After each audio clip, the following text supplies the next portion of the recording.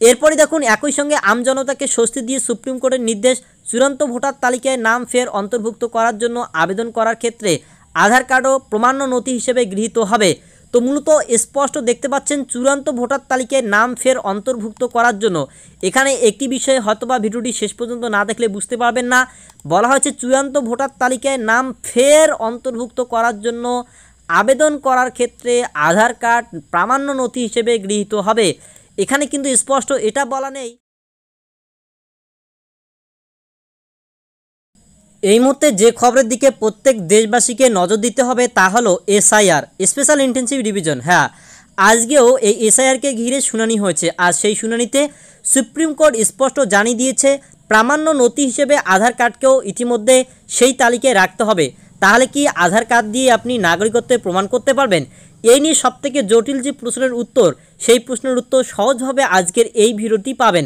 কেননা এতদিন ধরে আপনারা শুনছিলেন, প্রথমেই সুপ্রিম কোর্ট বলছিল যে আধার কার্ড, ভোটার কার্ড, প্যান কার্ডকে নথি হিসেবে প্রামাণ্য দিতে হবে। তারপরেই গতকালকের আপডেটে সুপ্রিম কোর্ট আবার জানায় যে আধার কোনো রকমের নথি হতে পারে না এই নাগরিকত্বের প্রমাণ হিসেবে। আজকে আবার সুপ্রিম কোর্টের পক্ষ থেকেই বলা হলো যে এই আধার কার্ড নথি হিসেবে প্রামাণ্য লিস্টে রাখতে হবে। চলুন এক এক করে বিস্তারিত আমরা জেনে নিচ্ছি এ বিষয়ে কী আপডেট রয়েছে। বিস্তারিত ভিডিওটি হয়তোবা একটু লম্বা হতে পারে, ভিডিওটি প্রথম থেকে শেষ পর্যন্ত দেখুন, তাহলেই কিন্তু আপনারা বুঝতে পারবেন। আমরা প্রথমে একটি খবরের দিকে নজর রাখবো, তারপর প্রত্যেকটি আলাদা আলাদাভাবে আপনাদেরকে দেখানোর চেষ্টা করব।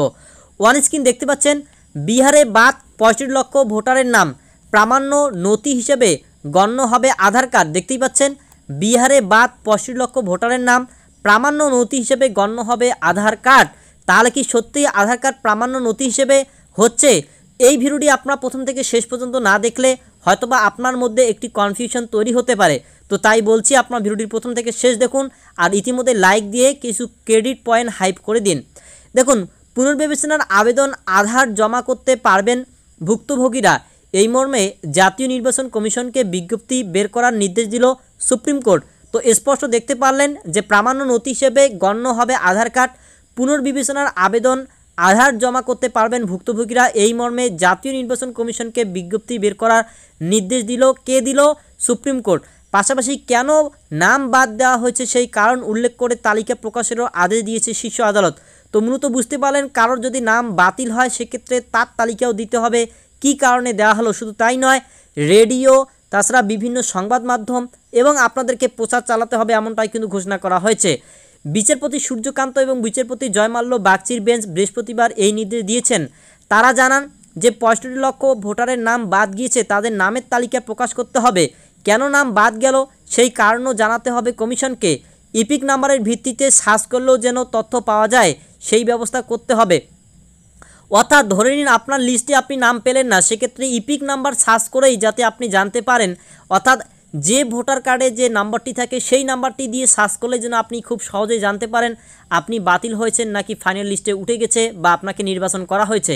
এই ব্যবস্থাও রাখতে হবে, ইতিমধ্যেই সুপ্রিম কোর্ট কিন্তু বলে দিয়েছে। এছাড়াও স্থানীয় বিডিও এবং পঞ্চায়েত অফিসেও সেই তালিকা টাঙাতে হবে যাতে করে খুব সহজেই বুথ লেভেলের মানুষরা জানতে পারে। এরপরই দেখুন একই সঙ্গে আমজনতাকে স্বস্তি দিয়ে সুপ্রিম কোর্টের নির্দেশ, চূড়ান্ত ভোটার তালিকায় নাম ফের অন্তর্ভুক্ত করার জন্য আবেদন করার ক্ষেত্রে আধার কার্ডও প্রমাণ্য নথি হিসেবে গৃহীত হবে। তো মূলত স্পষ্ট দেখতে পাচ্ছেন চূড়ান্ত ভোটার তালিকায় নাম ফের অন্তর্ভুক্ত করার জন্য এখানে একটি বিষয় হয়তোবা ভিডিওটি শেষ পর্যন্ত না দেখলে বুঝতে পারবেন না। বলা হয়েছে চূড়ান্ত ভোটার তালিকায় নাম ফের অন্তর্ভুক্ত করার জন্য আবেদন করার ক্ষেত্রে আধার কার্ড প্রামাণ্য নথি হিসেবে গৃহীত হবে। এখানে কিন্তু স্পষ্ট এটা বলা নেই প্রথমেই আপনি প্রামাণ্য নথি হিসেবে আবেদন করতে পারবেন, মানে ফের অন্তর্ভুক্ত। এখানে যদি বাতিল হয় সেক্ষেত্রে অন্তর্ভুক্ত করার ক্ষেত্রে আপনি কিন্তু আধার কার্ডকে প্রামাণ্য নথি হিসেবে নিতে পারবেন, সেটা কিন্তু গৃহীত হবে, এই নিয়ে সুপ্রিম কোর্ট বলেছে। আরও গভীরে গেলে বিস্তারিত আপনারা বুঝতে পারবেন, ভিডিওটি প্রথম থেকে শেষ দেখুন। আবার বলছি, আগামী মঙ্গলবারের মধ্যে নির্বাচন কমিশনকে এই পদক্ষেপগুলি করতে হবে বলে নির্দেশ দিয়েছে দুই বিচারপতির বেঞ্চ, অর্থাৎ সূর্যকান্ত এবং বাগচি দুইজনের বেঞ্চ কিন্তু এই সিদ্ধান্তে উপনীত হয়েছে এবং বলেছে। উল্লেখ্য, বিহারের ভোটার তালিকায় বিশেষ সংশোধন নিয়ে নতুন করে মামলা করেছে অ্যাসোসিয়েশন ফর ডেমোক্রেটিক রিফর্মস। মামলাকারীদের দাবি, নির্বাচন কমিশন বলছে বিহারে 65 লক্ষ ভোটারের নাম বাদ পড়েছে, অথচ তাদের কোনো বিবরণ দেওয়া হয়নি, অর্থাৎ কোনো রকমের না রিসিপ্ট দেওয়া হয়েছে যে আপনার বাতিল হলো, কী কারণে বাতিল হলো সেটাও কিন্তু উল্লেখ করা নেই। তো এই মর্মেই কিন্তু এবারে সুপ্রিম কোর্টের পক্ষ থেকে বলেছে যে বুথ লেভেলে পঞ্চায়েত অফিসে এছাড়াও যাতে ওই ভোটার নির্দিষ্টভাবে ইপিক নাম্বার দিয়ে সার্চ করলে তাদের বিবরণ জানতে পারে, এই ব্যবস্থা চালু করতে হবে। এবার তখন বলা হচ্ছে, উল্লেখ্য দিন কয়েক আগেই শীর্ষ আদালত জানিয়েছিল আধার কার্ড কেবলই পরিচয়পত্র। একটু আগে আপনাদেরকে জানিয়েছিলাম সেটা নাগরিকত্বের চূড়ান্ত প্রমাণপত্র হতে পারে না। এই কথাটি কে বলেছিল কিনা? সুপ্রিম কোর্টেই কিন্তু বলেছিল। কমিশন যে সিদ্ধান্ত নিয়েছে সেটাই সঠিক, তবে লক্ষণীয় কেবল বাসস্থানের প্রমাণ হিসাবে আধার কার্ডকে বিবেচনা করা হবে ভোটার তালিকায় নাম থাকার জন্য।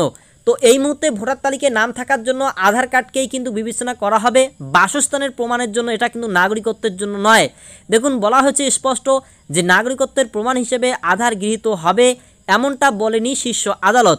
তবে আরও বিস্তারিত জানতে আমাদেরকে আরেকটি প্রতিবেদন দেখতে হবে।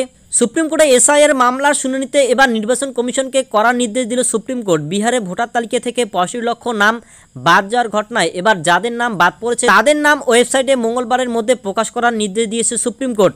বৃহস্পতিবার বিচারপতি সূর্যকান্ত ও জয়মাল্য বাগচির ডিভিশন বেঞ্চ জানিয়েছে বাদ পড়ার কারণ জানাতে হবে নির্বাচন কমিশনকে। আগামী শুক্রবার মামলা শুনব নির্দেশ সুপ্রিম কোর্টের। এর পাশাপাশি আধার কার্ডও যে গ্রহণ করা হবে সেটা নিয়ে আলাদা করে বিজ্ঞপ্তি দিন। অর্থাৎ এই মুহূর্তে সুপ্রিম কোর্ট কিন্তু নির্দেশ দিয়েছে যে আমরা আধার কার্ড গ্রহণ করব, এই মর্মে তাদেরকে কিন্তু বিজ্ঞপ্তি বের করে দিতে হবে। সুপ্রিম কোর্ট কিন্তু এই বিষয়ে নির্বাচন কমিশনকে দিয়েছে। আবারও বলছি, সুপ্রিম কোর্ট নির্বাচন কমিশনকে আদেশ বা ইতিমধ্যেই নির্দেশ দিয়েছে যে আমরা আধার কার্ডকেও নথি হিসেবে গ্রহণ করব, এই মর্মে একটি বিজ্ঞপ্তি দিয়ে জানাতে বলেছে। কমিশনকে নির্দেশ আদালতের।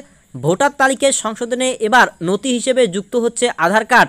স্পষ্ট দেখছেন যে ভোটার কার্ডের সংশোধনের জন্য এবার নথি হিসেবে কিন্তু আধার কার্ড যুক্ত হচ্ছে। এটি বর্তমানে যেটা ঘোষণা করা হয়েছে সুপ্রিম কোর্টের পক্ষ থেকে নির্বাচন কমিশনকে বলা হয়েছে, সেই মর্মে যখনই বিজ্ঞপ্তি দিবে তখন থেকে কিন্তু এটি কার্যকর হবে। 11টি নথির সঙ্গে ভোটার তালিকায় বিশেষ সংশোধনে এবার বৈধ আধার কার্ড জানালো সুপ্রিম কোর্ট। এবার দেখুন, এদিন সওয়াল জবাবের সময় বিচারপতি জয়মাল্য বাগচির প্রশ্ন, স্বচ্ছতা ভোটারদের মধ্যে আস্থা বাড়াবে, আপনারা কেন বাদ যাওয়া ভোটারদের নাম কারণসহ ওয়েবসাইটে প্রকাশ করছেন না? তাহলে তারা উপযুক্ত পদক্ষেপ করতে পারবে। দেশের শীর্ষ আদালতে কমিশনের তরফে বলা হয় রাজ্য সরকারের ওয়েবসাইট আমরা ব্যবহার করতে পারবো না। যদিও কমিশনের তরফে সওয়াল বলেন আমরা খসড়া তালিকা আপলোড করেছি, সেখানে সবার নাম আছে। কমিশনের তরফে এও বলা হয় 2025 সালের তালিকায় থেকে কারো নাম বাদ দেওয়া হয়নি। চূড়ান্ত তালিকা প্রস্তুত হলে তবে আগের তালিকায় পরিবর্তন আনা হবে।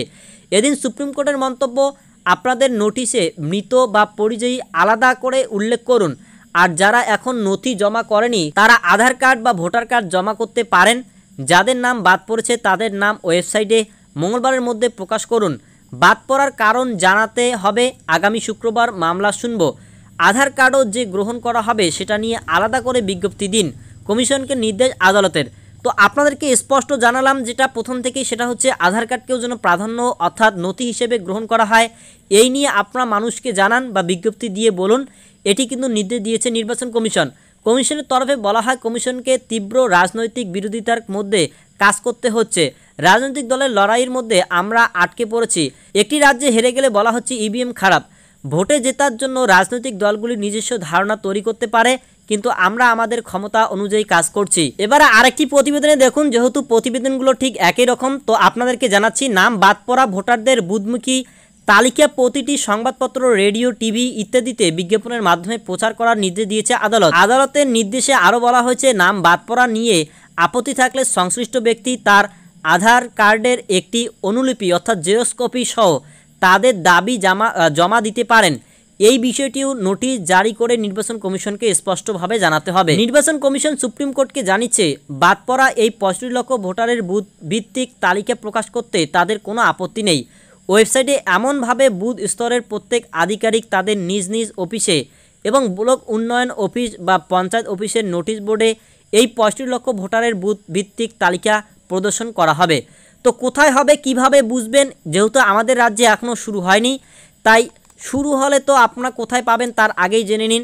আপনাদের বলা হয়েছে যে ব্লক উন্নয়ন অফিস বা পঞ্চায়েত অফিসের নোটিশ বোর্ডে এই 65 লক্ষ ভোটারের বুথ ভিত্তিক তালিকা প্রদর্শন করা হবে। অর্থাৎ আমাদের রাজ্যে যখন শুরু হবে, বাতিল হলে আমাদের রাজ্যেও ঠিক একই রকম নিয়মে হয়তোবা তারা লিস্টগুলো প্রকাশ করবেন। তো সবশেষে আমরা যেটা জানতে পারলাম, বর্তমানে 65 লক্ষ ভোটার বাতিল হয়েছে বিহারে, আর সেই ভোটারদের নাম কী কারণে বাতিল করা হলো তার বিজ্ঞপ্তি দিয়ে জানাতে হবে। পাশাপাশি জেলা এবং ব্লক এবং পঞ্চায়েত যে ওয়েবসাইট রয়েছে সেই ওয়েবসাইটের মাধ্যম দিয়েও কিন্তু জানাতে হবে। পাশাপাশি রেডিও সংবাদ মাধ্যমে বিজ্ঞপ্তি দিয়েও জানাতে হবে কত সংখ্যক ব্যক্তি কী কারণে বাতিল করা হলো বিস্তারিত তথ্য। এছাড়াও নির্বাচন কমিশনকে স্পষ্টভাবে জানানো হয়েছে যাতে করে ইপিক নাম্বার দিয়ে সার্চ করলেও সেই তথ্য বেরিয়ে আসে, সেই ব্যবস্থাও রাখতে হবে। এছাড়াও বর্তমানে যে বিষয়টি নিয়ে আপনারা এই ভিডিওতে আসছেন সেটা হচ্ছে তাহলে কি নাগরিকত্বের প্রমাণ হিসেবে আধার কার্ডও কি প্রাধান্য পেল? না, এক কথায় উত্তর দিব না। কেননা এখানে স্পষ্ট বলা হয়েছে আধার কার্ড কেবলই পরিচয়পত্র, সেটা নাগরিকত্বের চূড়ান্ত প্রমাণপত্র হতে পারে না। এই বিষয়ে আগে কিন্তু নির্বাচন কমিশন জানিয়েছিল, সেটি কি সহমত প্রকাশ করেছিল সুপ্রিম কোর্ট। তবে লক্ষণীয়, কেবল বাসস্থানের প্রমাণ হিসেবে আধার কার্ডকে বিবেচনা করা হবে। অর্থাৎ যদি আপনার নাম বাতিল হয়ে যায়, বাতিল হলে পরবর্তীতে অন্তর্ভুক্ত করার জন্য আপনারা আধার কার্ড হিসেবে দেখাতে পারেন, আপনি দেখাতে পারেন আমি এই জায়গার বসবাসকারী, সেই হিসেবে কিন্তু সেটি গ্রহণ করা হবে। আর সেটি কিন্তু আজকের এই ভিডিও জুড়ে আপনাদেরকে জানালাম। এটা স্পষ্ট যে নাগরিকত্বের প্রমাণ হিসেবে আধার গৃহীত হবে এমনটা বলেনি শীর্ষ আদালত। অর্থাৎ নাগরিকত্বের প্রমাণ হিসেবে যে আপনার আধার কার্ড নথি হিসেবে গ্রহণ হবে এমনটা নয়। যদি নাম বাতিল হয়, আপনাদের পুনরায় নাম তোলার জন্য আপনি যদি সঠিক হয়ে থাকেন, পুনরায় সেই বাসস্থানের প্রমাণ দেওয়ার জন্যই কিন্তু শুধুমাত্র এই আধার কার্ডকেই গ্রহণ করা হবে। আশা করছি আপনারা ভিডিওটি বুঝতে পেরেছেন। যদি কোনো রকমের কোনো বুঝতে অসুবিধা হয় কমেন্ট করুন, আমি আপনাদেরকে সহজ ভাষায় বুঝিয়ে দেওয়ার চেষ্টা করব। আর চ্যানেলে নতুন হয়ে থাকলে সাবস্ক্রাইব করে আমাদের পাশে থাকুন। পরবর্তীতে যখনই যা আপডেট আসবে সেই আপডেটগুলো নিয়ে আগামীতেই আপনাদেরকে হাজির হব। কেননা আগামীকাল শুক্রবারেই কিন্তু রয়েছে আরও নতুন করে শুনানি, তো সেই শুনানিতে আবার কি উঠে আসে সেই দিকেই দেখার।